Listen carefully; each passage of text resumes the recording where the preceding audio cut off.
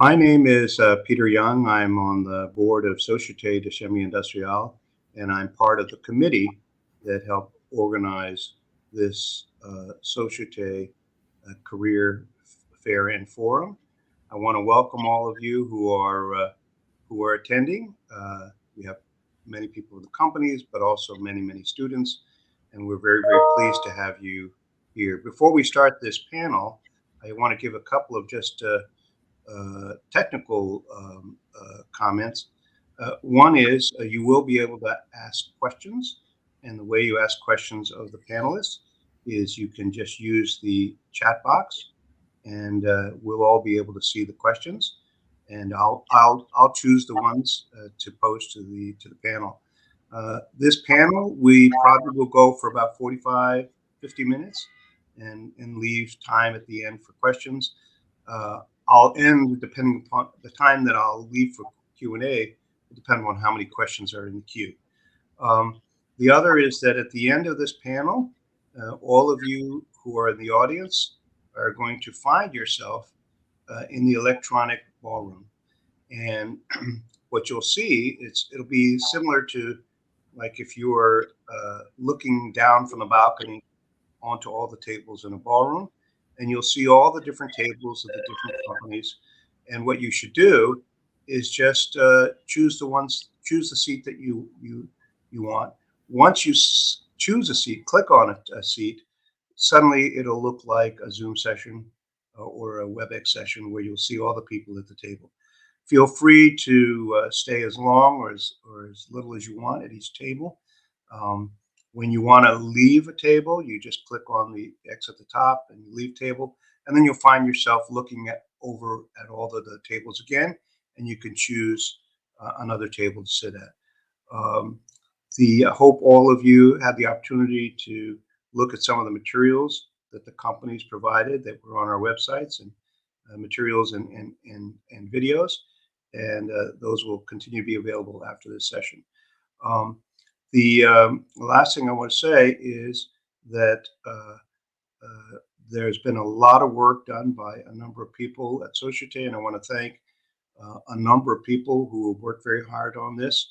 Danielle Fraser, Bob Kenworthy, Mark Reich, Jim Canary, and a whole bunch of board members who were involved in calling companies and so forth. So the other last thing is that just because we're having a career fair now doesn't mean you can't interact with the companies and they can't get in touch with you. So our hope is that this is just the start of a dialogue that you have with the different companies, and they have all of your applications and resumes, so they have an ability to reach out to you as well. So with that, let's get started.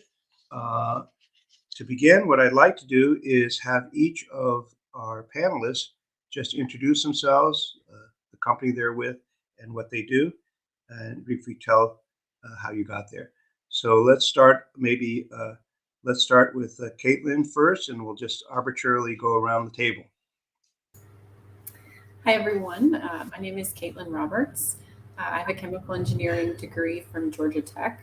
I started with Solvay, which is a global specialty chemical company headquartered in Belgium some years ago. And I started in a rotational development program called Foundations for the Future. So the goal of that program is to encourage you to explore different business units and job functions within the company until you ultimately find where you fit best. So I did a couple of rotations in process and production roles, one in a technical sales role, and then eventually found myself in HR and talent acquisition, where I currently sit. So I'm currently the global program manager for Foundations for the Future programs at Solvay.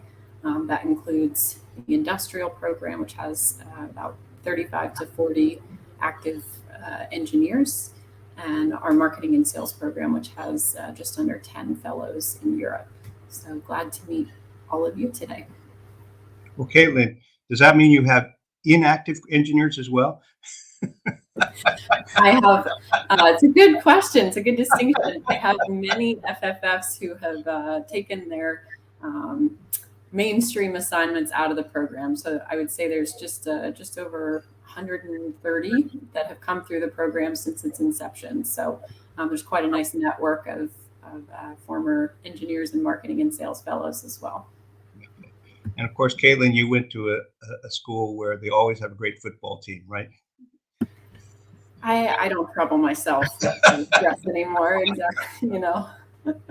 All right, Sara, you're next, just because I'm going clockwise based on my screen. Perfect. Hello, everyone. My pleasure to be here today. So I work at Arkema, where I'm senior research scientist. My journey at Arkema started a long time ago as a foreign student in 2006. We had at Arkema a program allowing foreign students to come for 1 year internship. So after my master from Italy, I joined Arkema for this 1 year, a very nice experience where I learned a lot about processing, rheology, characterization, and so on. After that, I went back to school at Rutgers University in New Jersey, where I graduated in ceramics. And after that, I did 2 years of postdoc working for Corning on pastes and ceramics again. I did again some polymer characterization and rheology, and eventually I came back to Arkema as a scientist, where I'm now, and I'm fully enjoying the experience. I'm here to welcome all of you and talk about technical patterns within the company. So my pleasure to be here. Yeah, that's it. Well, Sara, you have a wonderful accent. Everyone with your accent always seems sophisticated, so I'm always envious. Well, thanks so much. I don't think so, but thanks. Michael, you're next. Hello, everyone. My name is Mike Smith. I've been with Arkema now for 21 years, and Arkema is a specialty materials solutions provider. We have 146 manufacturing sites in 55 countries, and my role is overseeing the talent acquisition in North America. Prior to Arkema, I've worked at other various manufacturing sites. And then prior to that, my education is a bachelor's degree from Penn State and a master's degree in industrial organizational psychology from Radford University. I'm looking forward to meet with everyone today. Another good football team, right? Yes. Shaun, you're next. Yeah, thanks, Peter, for the opportunity. Nice to meet you all. So my name is Shaun Pan. I'm currently a commercial director at PPG Industry, so a global coatings companies. So I'm responsible for one of the global businesses, right, including sales, marketing, strategy, product management.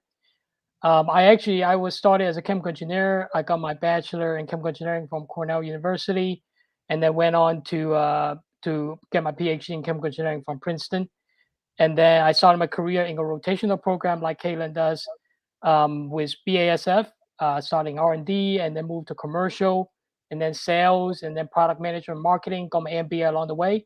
And then I went to IBM corporate strategy, so quite a shift. So I can provide some contrast between IT and chemical, totally different industry.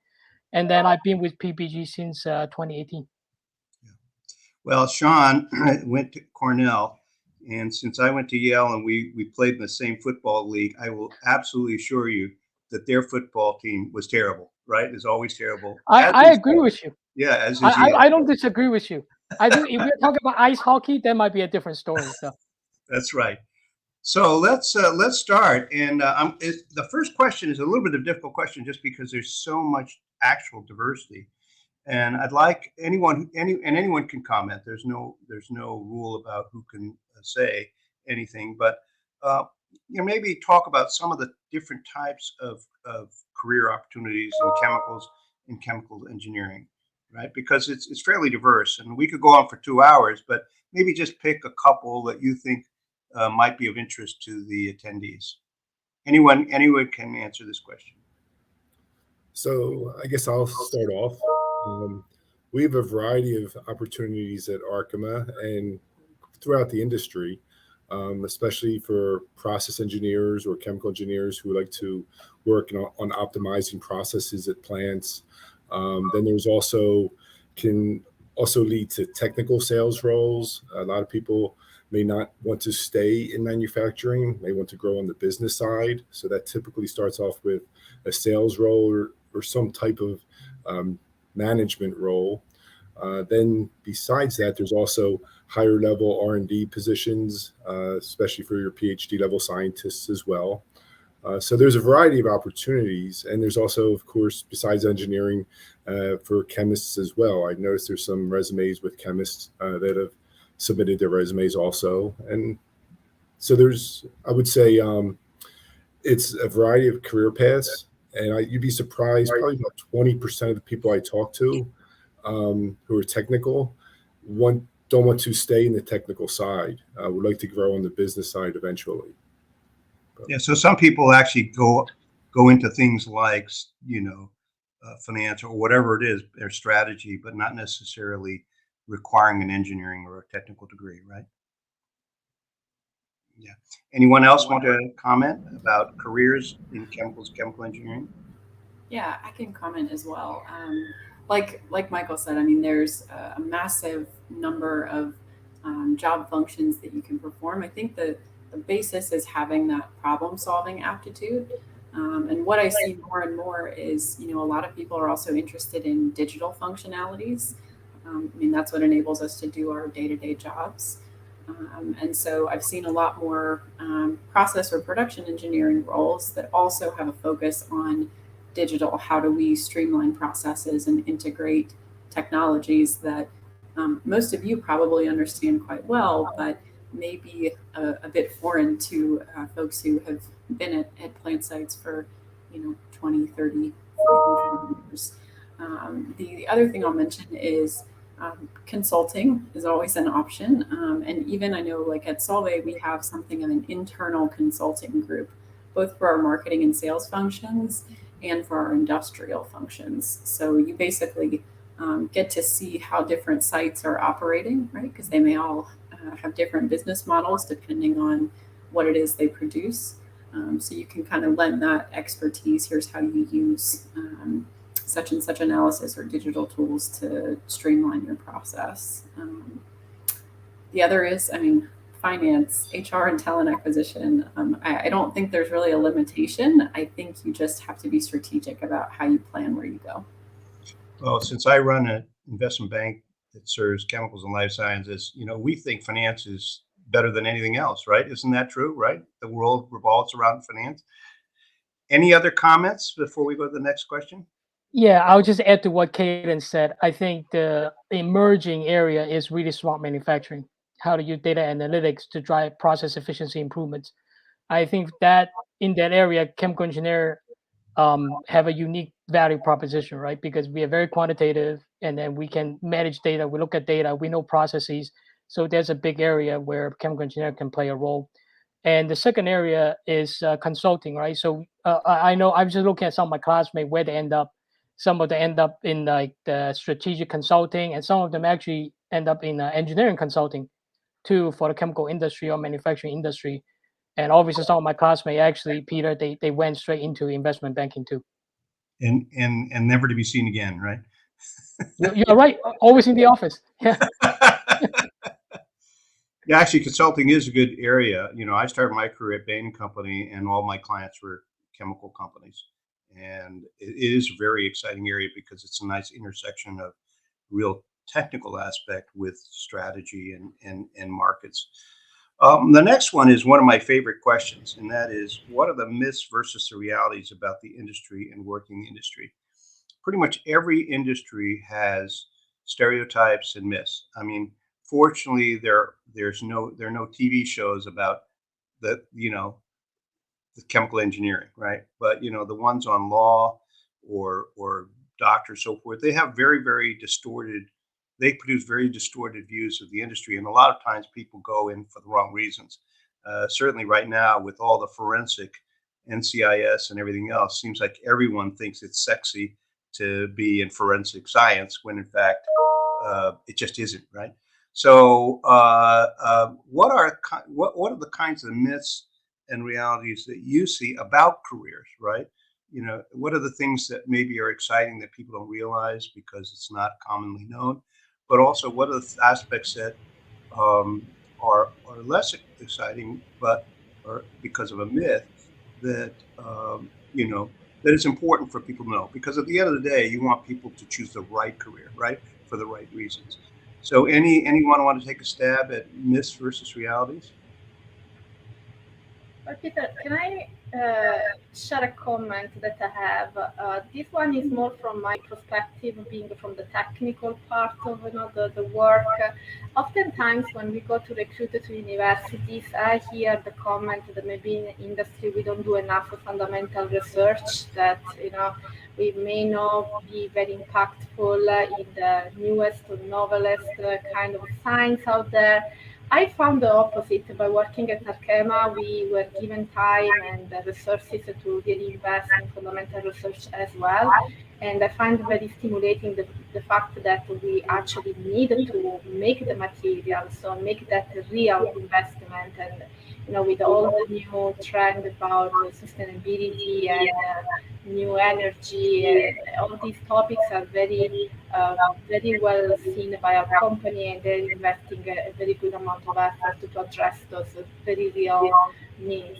So I think that's a need for polymer industry and general industry. That it's not true there is no fundamental research. We're always invited to talk outside, to be part of scientific community, and so I feel like we are really giving an impact, making an impact in the industry, also towards environmental needs.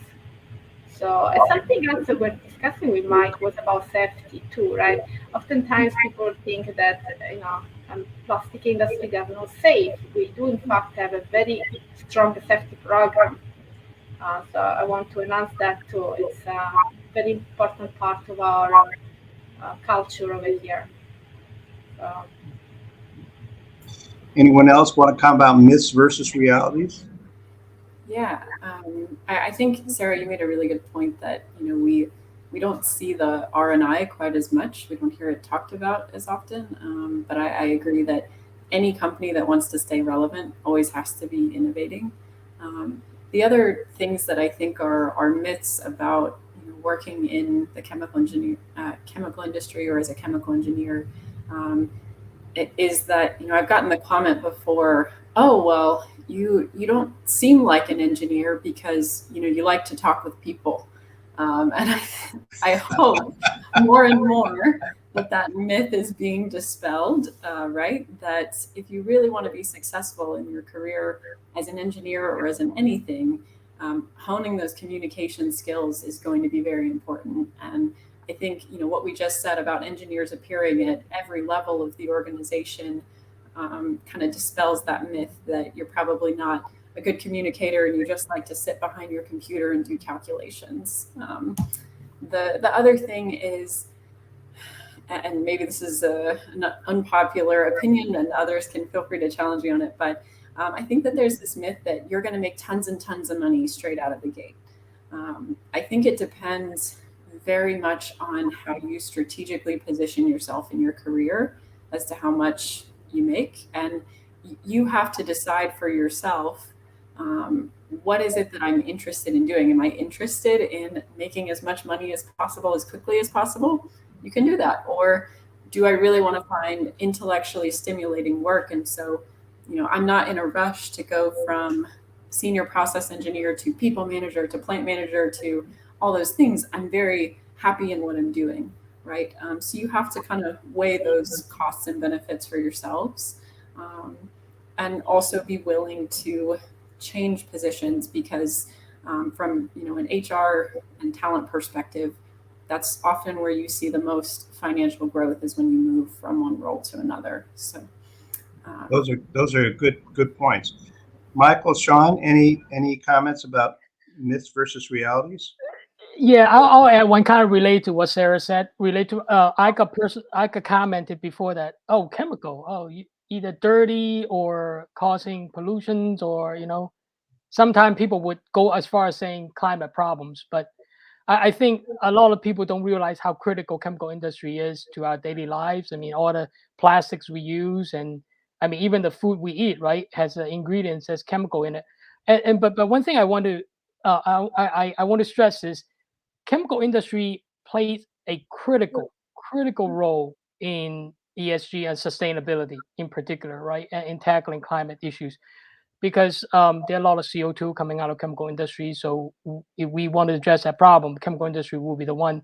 And I mean, from the PPG perspective, there are a lot of activities going on to reduce like greenhouse gas emissions, not just from our productions, right? More importantly, looking at how can our product enable a more sustainable future. For example, right, coatings that's like will help the house stay cool, right? Coating that will last longer, so you don't have to change as much and enable the machine to function.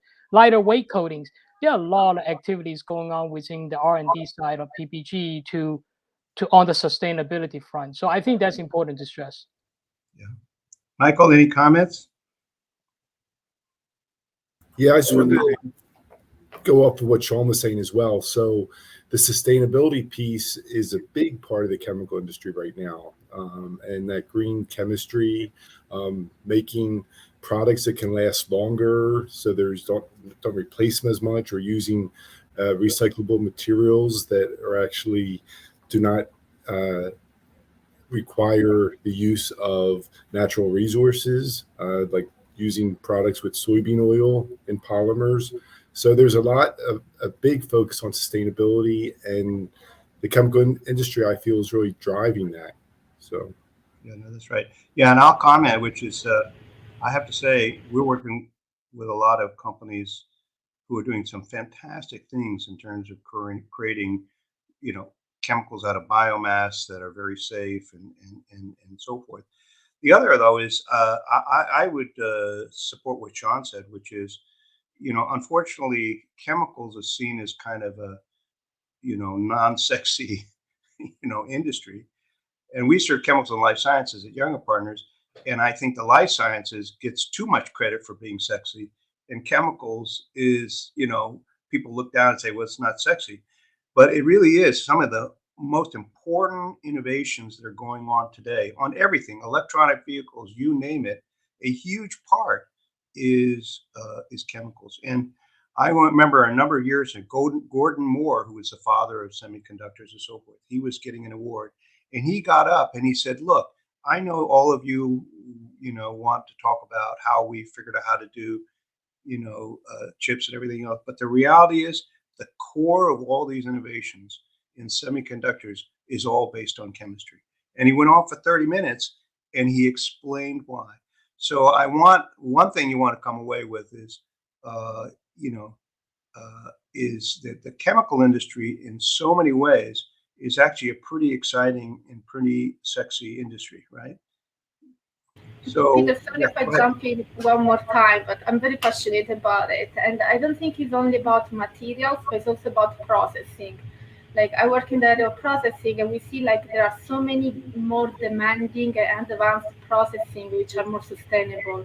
Just think about additive manufacturing, 3D printing, and powder coatings, and we are really investing on that too. So just saying, it's not just materials, not just chemistry, it's also processing. So very exciting time, I think, we're facing right now. The my next question is, I want everyone to be fairly candid because, again, we want the attendees to choose the right career decisions. So where is the profession heading, good and bad? Now, the reason why I say that is pretty much every profession is going through structural changes and so forth. For example, to pick an extreme, if you're in journalism, newspapers are having a really tough time, right? Because Google has taken so much of the advertising and Facebook so much of the advertising budget. And so you got to live with that. It's not the same as being in journalism 30 years ago, right? So what are some of the things that are changing in the chemical industry that are, really exciting? And what are the things that maybe you should just have to take into account, when you're entering the profession in terms of things maybe going the other way, right? I can start.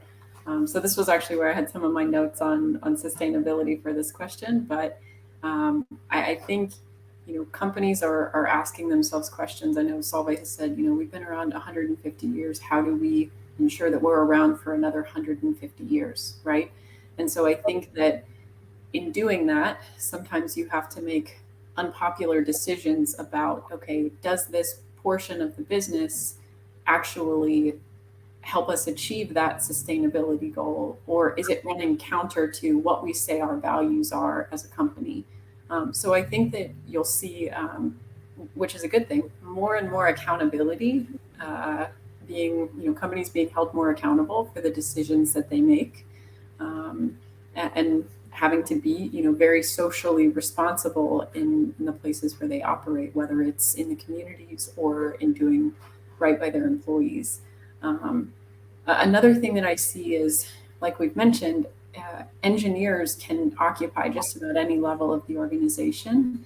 And so I see many more generalists, so people who do, one role for a couple of years and then move to something else, which is excellent in terms of giving the company someone who has seen many areas of the business. But we still need those specialists. We still need the technical experts. And so I think that's where we see some challenges now in terms of staffing and talent is, like you said, Peter, everybody wants to do the really sexy job, and that looks different for everybody else, for each person. But we still need those people who want to be the technical expert and, want to, coach and train the engineers of the future. Yeah. Anyone else comment on this? Where is the profession heading, good and bad?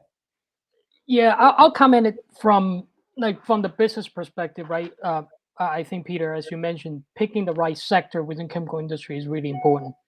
The overall, I would say, if we look at the global market landscape, competitive landscape, it is getting more competitive, right? And you have a lot of technology, people who had good product before. Now you have fierce competition from the emerging markets, and this pandemic, global supply chain might change things a little bit, right? But I think the long-term trend is the market is getting more competitive, so company really need to go find new area where they either continue to innovate, find new markets, space there where they have competitive advantage to play.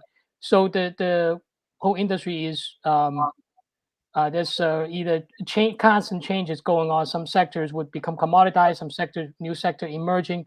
So picking the right entry point, right? For example, I know I work for a company who has paper chemical business. That's probably not a good business to go into now, right? There are also companies who actually work on sustainable raw materials. That might be an increasingly growing area to go into. So I think picking the right sector within the chemical industry is critical. Yeah. And in fact, I encourage the attendees to go back and look at the history of the chemical industry, because the chemical industry has changed dramatically in different phases. I mean, chemicals originally was just an extractive business. They extract minerals and everything else. And then it evolved. There was into fermentation, and then it evolved because they discovered oil, and then suddenly chemicals out of oils, which didn't exist before. So I think it's very important to look at the big picture, on top of which, Shaun is saying also geopolitical, right? Which is, you probably don't want to be in the textile chemical business in the U.S. if all of the clothes are being made in China, for example. I mean, even if you're one of the very best. So that's one of the things you want to think strategically about your career in terms of your fit with the right kind of company, with the right kind of trends. Michael, any comments about trends heading good and bad? So I would say that as a new student or someone currently in school, don't undervalue the experience you can gain from an internship. There's so many times where we look for specific people with a specific background, because a lot of times companies these days are running a more, I would say, leaner. And so they want people to get up to speed as quickly as possible. So if someone has some experience in the same industry or a similar industry to what you're going to work for, it does help, even though it's an entry-level position. Those internships can really help you to land that first real job or that job that you want. And God forbid, you might actually like the company you have an internship with exactly. internally, right? And that's always a possibility, right, Michael? Yeah, and to tell you the truth, we love to hire our interns. So it saves a step. That's right. Now, this is kind of a tricky question, and it's a little bit unfair, and that is, what are some of the characteristics of the people who tend to do well in the chemical industry versus and are happy? and perhaps then also on the other side, people who perhaps struggle. Now, it's a little unfair because there's so many different types of jobs, right? So, with different characteristics. But I'll give you an example. In my profession, investment banking, if you're not good at numbers, it's probably not a good place to be, for example. And I think you could say that for pretty much any job within investment banking. But there are a lot of other characteristics too, in terms of your attention span. If you're working on a research thing, if you have to feel you have to have closure in 1 month, good luck, because the typical research thing may go on for many years. So those are the kinds of things that I wanted. What are some of the characteristics that in general have caused people to end up doing well and being happy versus traits that perhaps are not a good match? So what is the typical profile that we look for at Arkema that is a successful person is typically someone who is very sharp, technically oriented, but also the ability to collaborate and works well with others. It is so important. There's so many teams that people get involved in, more cross-functional teams through different departments. So if you're not able to work with others, that's a deal breaker. So, Michael, you would not have hired Einstein, for example. Maybe not.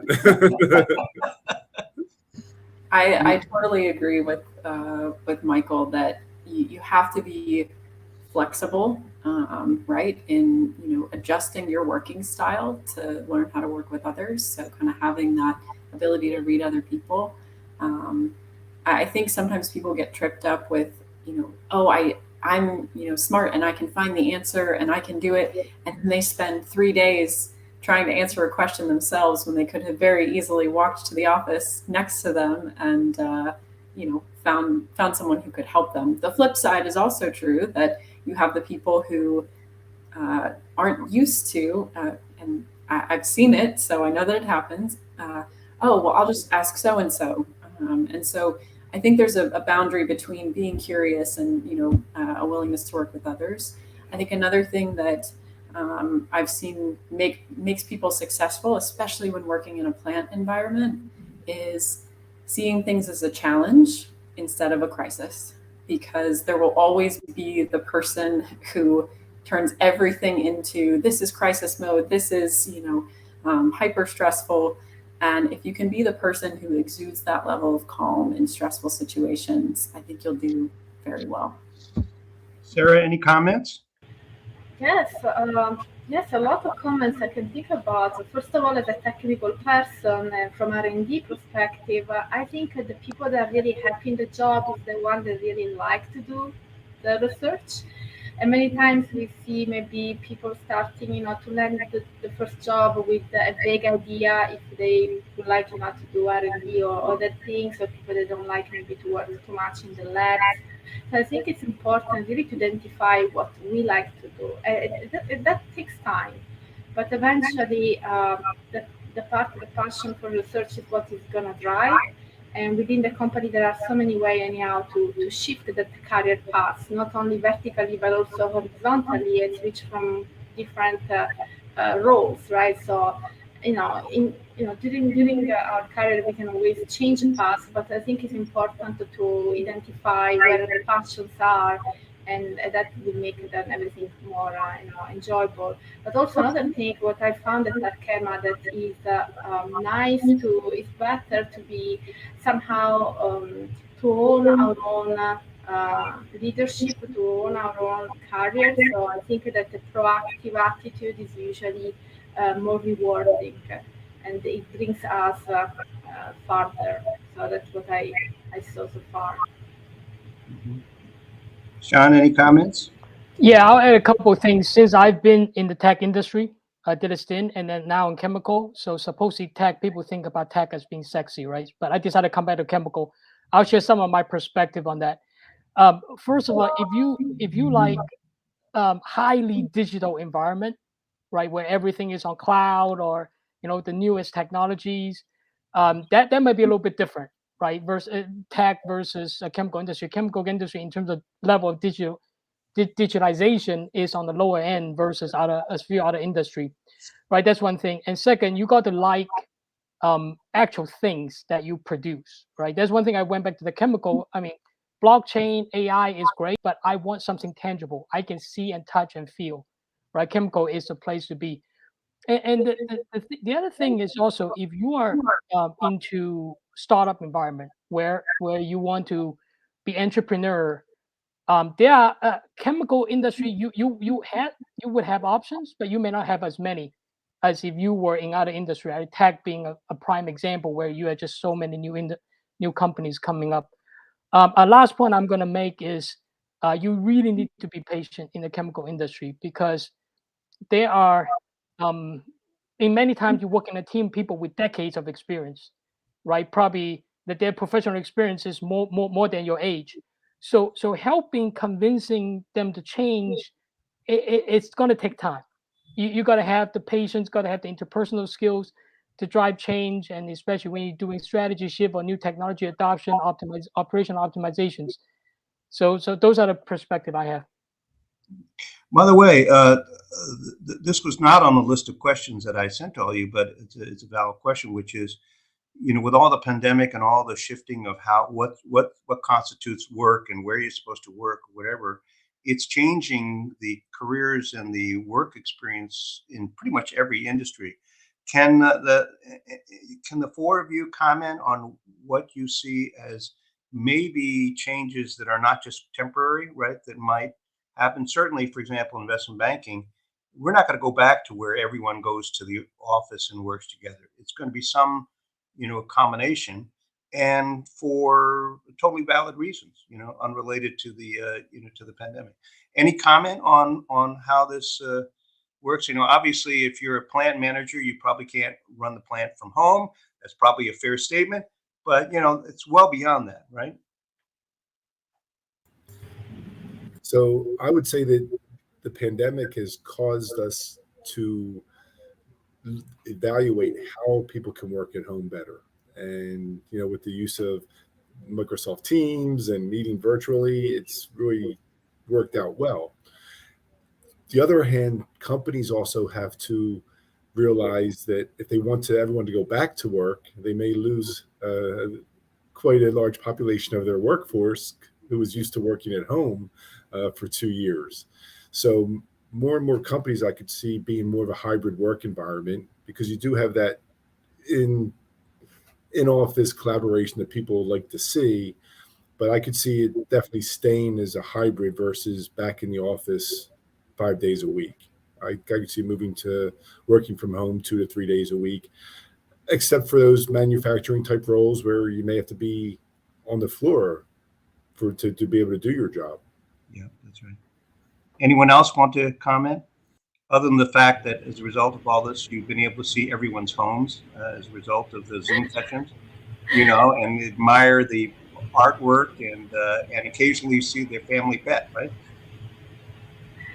I want to add to Mike's comment, saying that in R&D, of course, we need to be in the lab, so it's not thinkable to be working remotely all week. However, we did learn how to optimize and be more efficient in our activities in the laboratories, because during pandemic, we were working on shifts.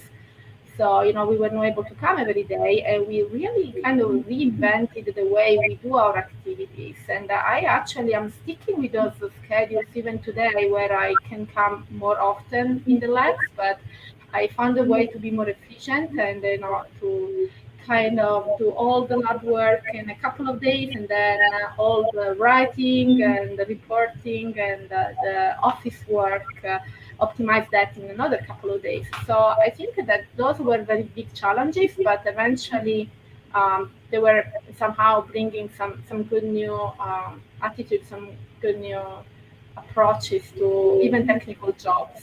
Now, in the plants, maybe it's a little bit different, but R&D, typically, we were never granted the working from home days, where now we can work 1 to 2 days from home. And I found that very much more efficient than before. Yeah. Any other comments? Yeah, I would agree with what both of them have said. It is largely dependent on the role that you're doing. But I think one thing that this has actually really highlighted, Solvay's always been doing these pulse surveys. How are you feeling? What is, and I can see Mike kind of grinning there because he's in an HR function as well. But trying to understand, our employee, how are employees doing with this setup? So one thing that I think that this has made us much more aware of is there may be limitations to the amount of time that people can spend at home and still maintain a sense of disconnect between your work life and your home life. So what I've really appreciated that I've seen, from Solvay, and I'm sure other companies are doing this as well, but highlighting employee assistance programs for mental health, encouraging managers, hey, have a coffee chat with your team instead of every single meeting that you do starts immediately with, here's what I need from you, and then you jump to the next virtual call, right? So I think it has encouraged companies to think a little more about balance and the way that we help people structure their work life. Even giving people stipends to set up a home office that is more ergonomically sound, or giving them office equipment that they may need. So I've been pleasantly surprised, I think, to see a lot of companies in the industry taking note a little bit more about what does this mean for physical and mental health. Now, the next question is a bit unusual in the sense that and the really question is this: not everyone ends up staying in an industry forever, right? Or staying with a company forever. Obviously, one of the things that's happened over the last 20 years is that people often have more than one career in their lives, but also work for more than one company. I think it's less common that you join General Motors and you retire at the age of 65 with a gold watch, right? And so forth. With that in mind, when you think about people in the chemical industry and in your companies, what do they, if they end up moving into it, not to a different company, but a different profession, what typically do people do if they move? But also, I want to say that there's some tremendous skills that you develop if you're in the industry. And one thing for sure is, for example, one thing that's clearly true from my point of view is if you come into the chemical industry and you have either chemical engineering, you have not only knowledge of that specific topic, but you have a skill in terms of how to analyze things in a rigorous way, which can apply to many, many other kinds of professions for which that is really critical, right? So that's one example where people who go into the chemical industry, chemical engineering, chemicals, they go into other things where the skill set requires the skills that they developed or they got in school. So any comments about, if someone doesn't stay in the profession till retirement, what are the exit routes to other professions and what kind of skills and things relate to that?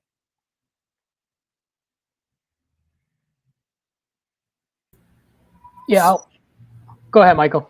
Oh, okay. I was just going to say that, the typical role for people who want to grow on the business side has actually been people with a chemical engineering degree. I think probably all of our group presidents actually have been in a technical field at one time. I would say almost 95% of them have a chemical engineering degree.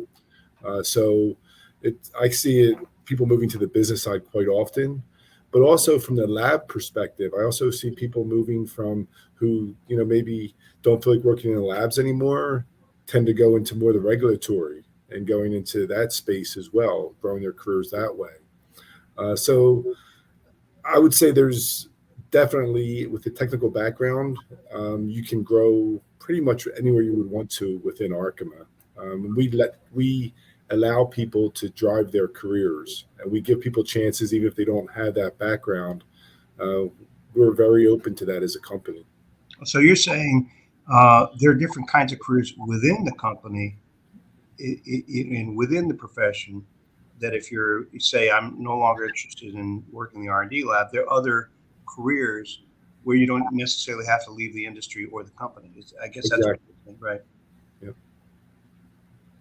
Yeah, I'll echo what Michael said. I think that with a lot of the big companies, they have a lot of different career paths, different type of roles, and it really depends on how you shape your role, how you think long-term career. Just think of some of my friends who are also in the chemical industry and where they ended up, right? A lot of them they got the MBA, and then they ended up in a variety of roles, right? If you're in a full-time program afterwards, you can go back to chemical industry certainly, but a lot of them go into consulting, right? Some investment banking, some even total industry like tech, right? It didn't work out for me, but other people ended up going into tech. I mean, even for people who are in the chemical industry, I mean, they are also consulting is always an option, right? Once you have enough experience in certain functional or business areas. Yeah. Okay. Now, I want to make two observations. One is this is the first time I've had a panel where the number of people has actually not only not gone down, it's gone up. So you must be doing something right. The other, this is the first time where I've had no one pose any questions. So I'm going to encourage the attendees and you can use the chat box. There's also a Q&A function, and send in your questions. So if there are no questions, either the panel is really, really good or really, really bad, right? I'm not sure which, but hopefully it's the first one, right? So please send in your questions, But I think one comment I do want to make is, independent of what our panelists are saying here, it's very important that you as attendees do a really good self-assessment, right? Because they can give you all the perfect information about their companies, about the different jobs. But if you haven't figured yourself out and looked at yourself honestly about what you're good at, what you're not good at, and what your personality is. I mean, like we said before, if you have an attention span that's very short, don't go into R&D, right? Because you will, no matter how smart you are, it's not going to be a good fit. But also other things, are you do you like collaborative environments? If you don't, maybe this is the wrong industry. Or, they're the size of the company. If you just don't like being in situations where it's a large company, maybe a small company makes sense. So I would encourage you to do a self-assessment and be honest with yourself, and get a friend who knows you enough and is willing to be honest and tell you, no, you really are not collaborative. For example, right? You think you are, but you're not. So you're a prima donna. Well, better that you know that and go into a profession where being a prima donna is a good thing, right? Which I can think of a number, of professions. All I could say is I did once try to assess myself, and when I was at Harvard Business School, they took me through this test to see what my personal characteristics are. And when they finished, they called me, said, "We have good news.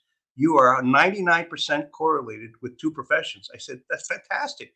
Now I know exactly what to do." They said, "You're 99% correlated with military officers and musicians." So a friend of mine said, "Well, it's really clear. You should be in a military band, right?"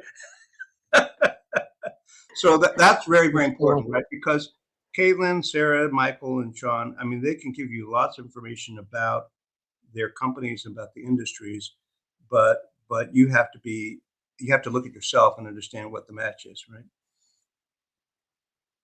And I wanted to mention that we do have a mentorship programs in our company too. So people that come as entry level, they're never left alone. They can be guided by mentors, not just management, really peers that help them to figure out which path will be best for them. Mm-hmm.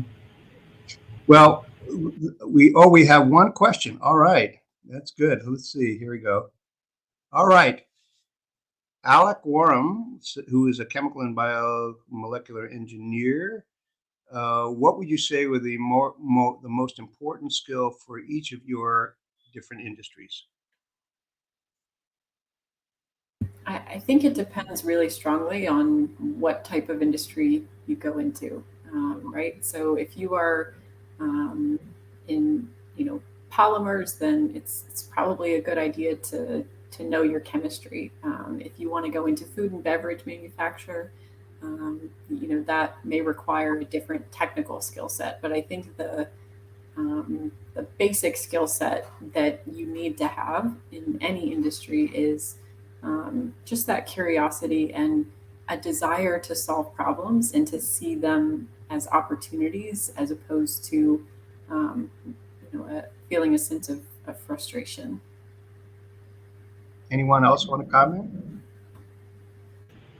Okay. For Arkema, yes, for example, for Arkema, which was known as a chemical company, I also want to mention that we are shifting and rebranding the company towards advanced materials. So it becomes more and more important to understand the full picture of materials, not just only chemistry. And problem solving, as Katelyn said, I think is really key. Collaboration, as Michael said, is also key.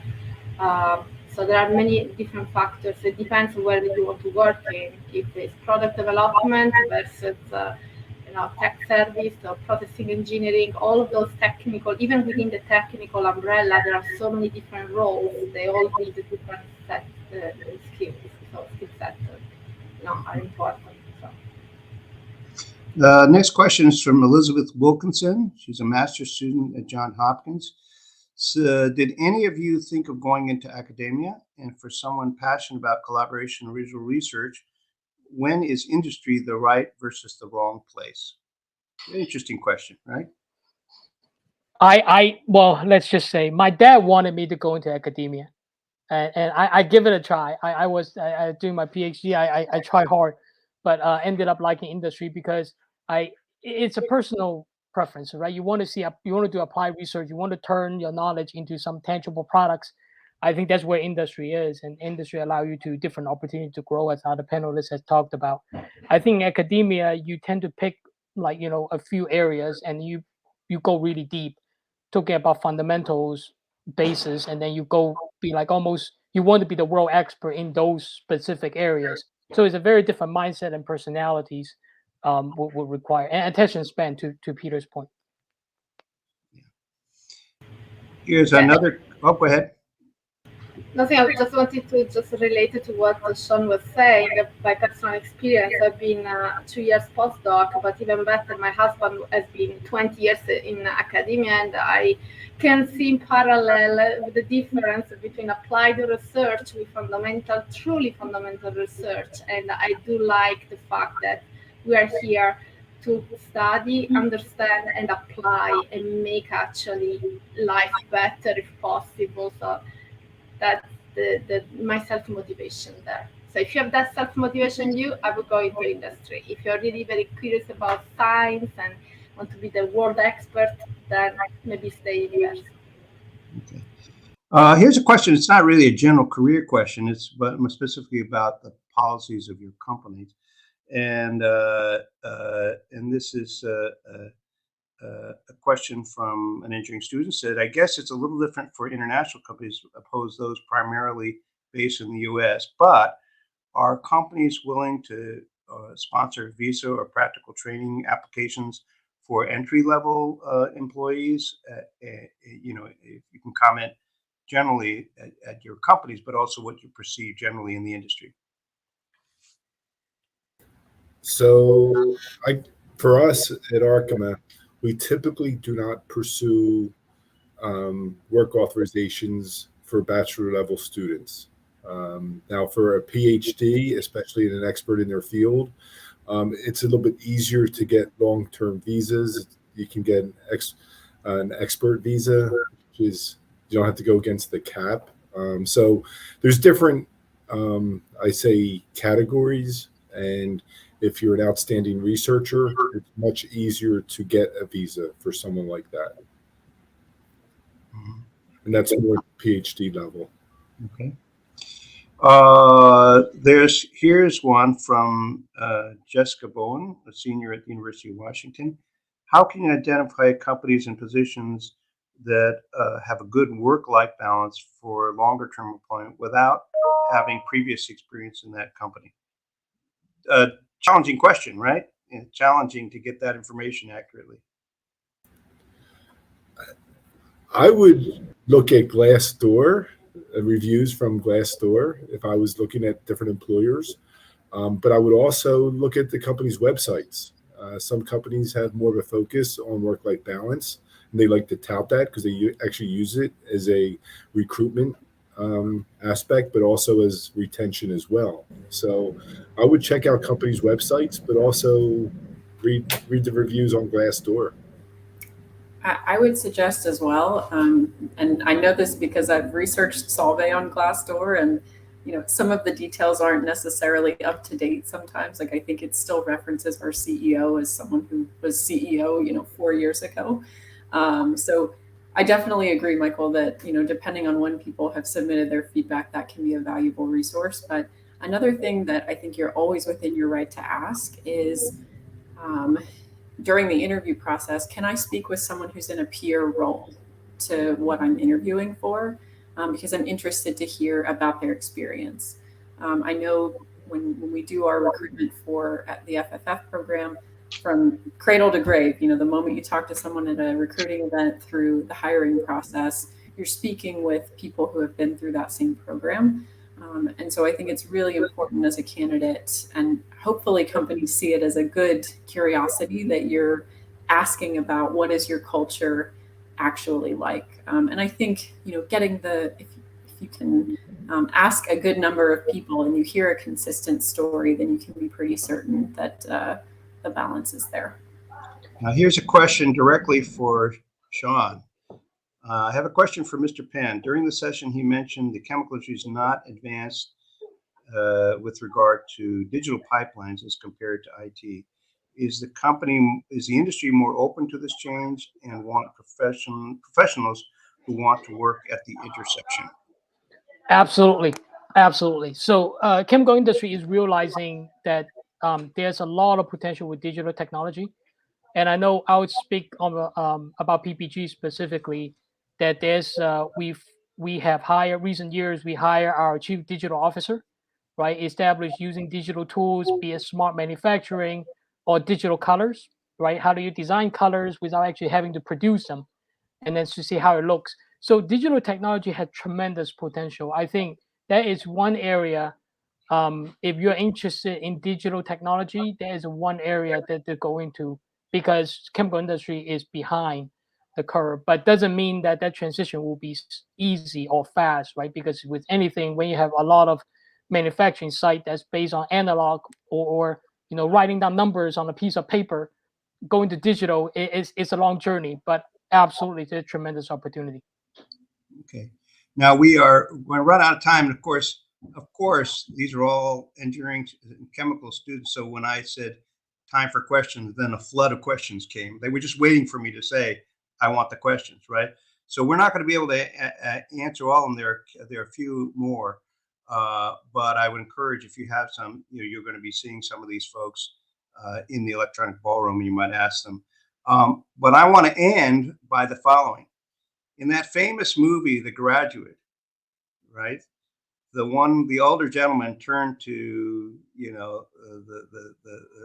the actor and said, I only have one word to say for you, and that is plastics. I think anyone who ever saw that movie is plastics. So I want each of you to say what word, if you're talking about careers in chemistry, what would your one word or one sentence be that you would want the attendees to leave with? Okay. Well, I would say one word would be agility. Be flexible, right? About where you want to go and see what your interest and opportunity takes you. I was going to say the same. Be the person who says yes to opportunities. To me, be courageous and make the impact. You know that you can do it. And Michael? I would say ownership. Mm-hmm. If you're the person who takes ownership, you'll be recognized, and it's an important trait to have that strong work ethic, strong work ethic and take ownership of a project or of a process. Okay, great. Well, I want to. That was not a planned question. So, but the four of you did really well. I'll give you A+ for flexibility and thinking on your feet. But I want to thank all four of you, and I also say for the audience, I hope you found these comments helpful. It is being recorded, so if you want to binge watch and listen to it over and over again, it will be available on our website. I'm sure Shaun is just going to play it over and over again for his kids, right? You got it. Keep them quiet. But I want to thank, and hopefully this has been very valuable for the attendees.